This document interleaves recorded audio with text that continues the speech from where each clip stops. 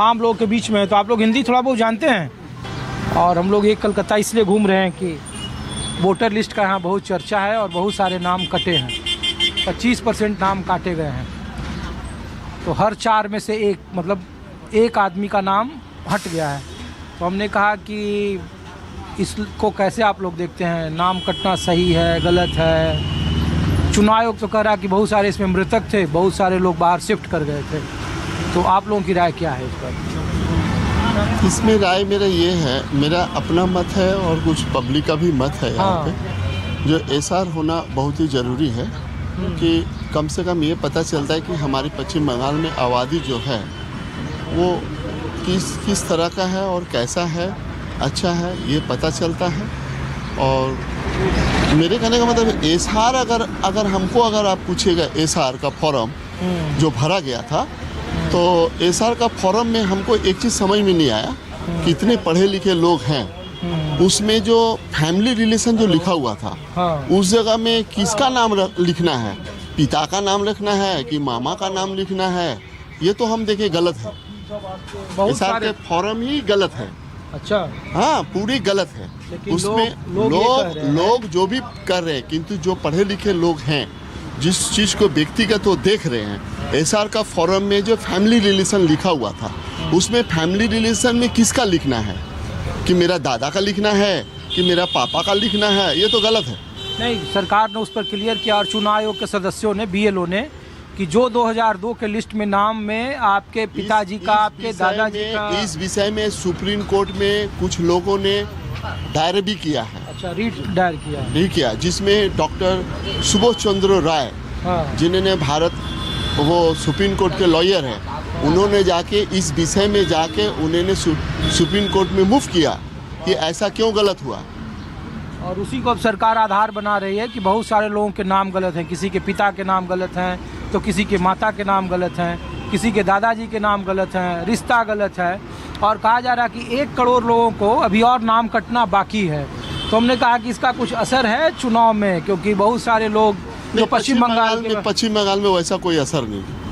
लोग कहते हैं कि बहुत यहाँ बाहर बांग्लादेश के लोग रहते हैं, बहुत अवैध हैं, घुसपैठिया, और कोलकाता उसका सबसे बड़ा हब है, क्योंकि दोनों तरफ से बॉर्डर है, साउथ भी और नॉर्थ। हमको अगर पूछते हैं सही मीडिया का चैनल के माध्यम से, तो 1918 का पहले बंगाल, उड़ीसा, बिहार सब एक था।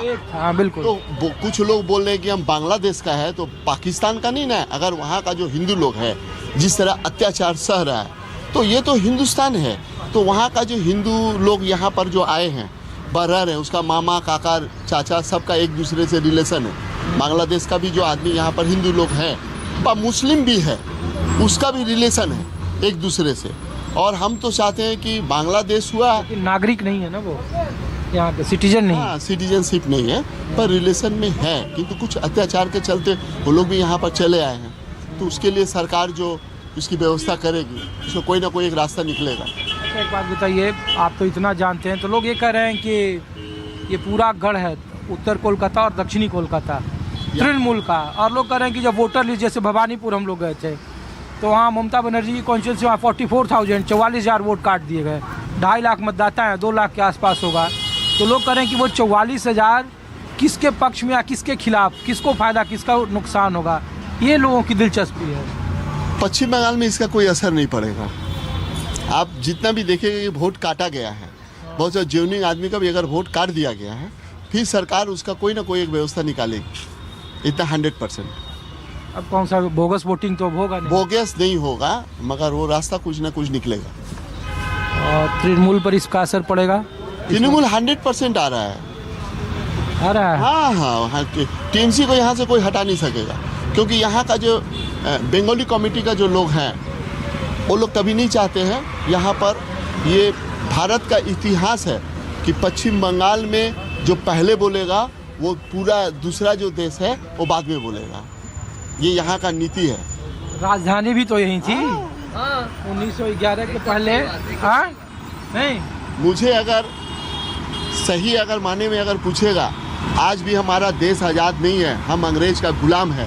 हम अगर देश आज़ाद उस दिन समझेंगे जिस दिन हम अपना कोर्ट में धोती और कुर्ता टीका लगा के और हम कोर्ट में जाके जज के सामने बहस करेंगे, उस दिन सोचेंगे हमारा देश आज़ाद हुआ है। आज भी हम लोग अंग्रेज का गुलाम है, खाकी दे काला कोट पहन के, और हम लोग बहस करते हैं कोर्ट में। तो भारतीय जनता पार्टी तो यही कहती है कि हम सनातन का यही लाएंगे कल्चर, संस्कृति। सनातन धर्म के मतलब होता है कि सत्यवादी। सनातन का मतलब कोई धर्म नहीं है, सनातन का मतलब है सत्य की राह में चलो। बीजेपी तो बंगाल में ही कहती है। देखिए, बीजेपी बा टीएमसी बा कांग्रेस या सीपीएम जे भी सरकार है, आज पब्लिक के लिए कोई नीति नहीं कर रही है। सब अपना पेट भरो और फूट डालो, राज करो। सही बोल रहे हैं। आप तो इतना लेफ्ट कॉमरेड तो नहीं है, ठीक है, अरे कॉमरेड तो नहीं है आप। अरे नाम तो बता दो। हाँ?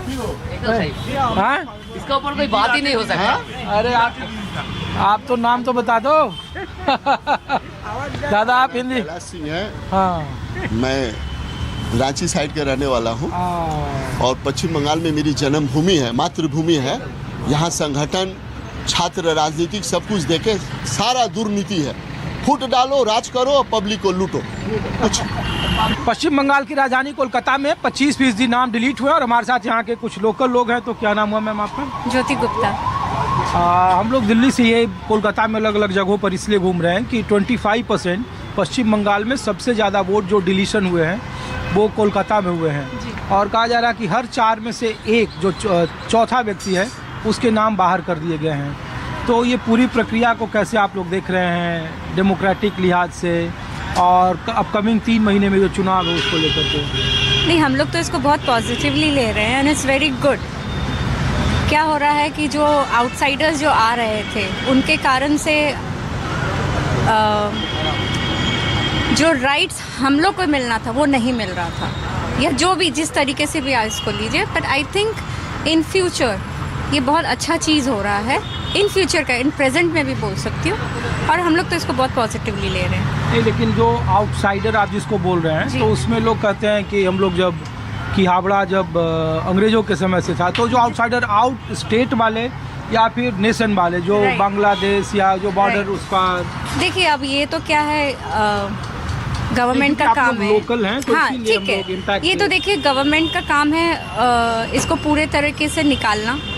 एज ए लोकल हम लोग तो नहीं बता पाएंगे कि 50 साल पहले कौन था, क्या था। हाँ, जैसे अब मेरा लेंगे तो मेरे पेरेंट्स के, मेरे दादाजी सबका नाम है वहाँ पे, तो मैं उसके लिए पॉजिटिवली बोल सकती हूँ। लेकिन किसी सबके लिए बोलना इज़ नॉट पॉसिबल। तो आप लोग कितनी पीढ़ी से यहाँ हैं या मूलतः यहीं के हैं? क्योंकि लोग बहुत सारे जो बिजनेस करने वाले लोग आए थे, हम लोग बंगाल में किसी शहर में चले जाएं, बीरभूम से लेकर, तो वो जो बिजनेस क्लास है वो आमतौर पर या तो राजस्थान से हैं या उत्तर प्रदेश से हैं या फिर अलग अलग जगहों से हैं। नहीं, हमारी तो कम से कम पता नहीं कितनी पीढ़ियाँ चल रही है, मैं नहीं बता पाऊँगी। या अच्छा मैम, और हम लोग ये भी पूछ रहे हैं कि इसका कुछ इम्पैक्ट है यहाँ के डेमोक्रेटिक सिस्टम पर, जो वोटिंग सिस्टम मैं है? इतना पॉलिटिक्स में और या मैं इतना नहीं ध्यान देती हूँ, तो मैं शायद कमेंट नहीं कर पाऊँगी। I am not into all this. Mamata Banerjee जो 15 साल से यहाँ काम कर रही हैं, तो इसीलिए लोग पूछ रहे हैं कि ग्रोथ को लेकर या वुमेन एम्पावरमेंट को लेकर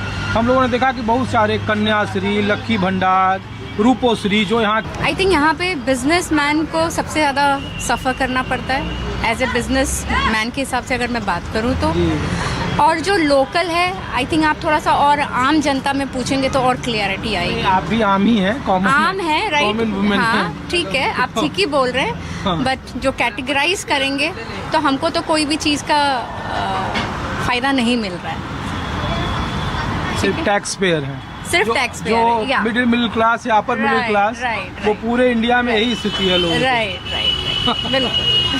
चलिए शुक्रिया। तो अब चुनाव है आने वाले वक्त में, तो यहाँ तो बंगाल में खास करके कोलकाता में तो सबसे ज़्यादा टीएमसी के लोग ही मिलते हैं हमको। देखिए मैं आपको कोई भी कमेंट नहीं कर सकूँगी, क्योंकि मैंने पहले कहा कि मैं पॉलिटिक्स में एकदम ही मेरा नहीं है, कोई भी मेरा ध्यान नहीं रहता। सो आप गलत इंसान को पकड़े हुए हैं। ठीक है, शुक्रिया।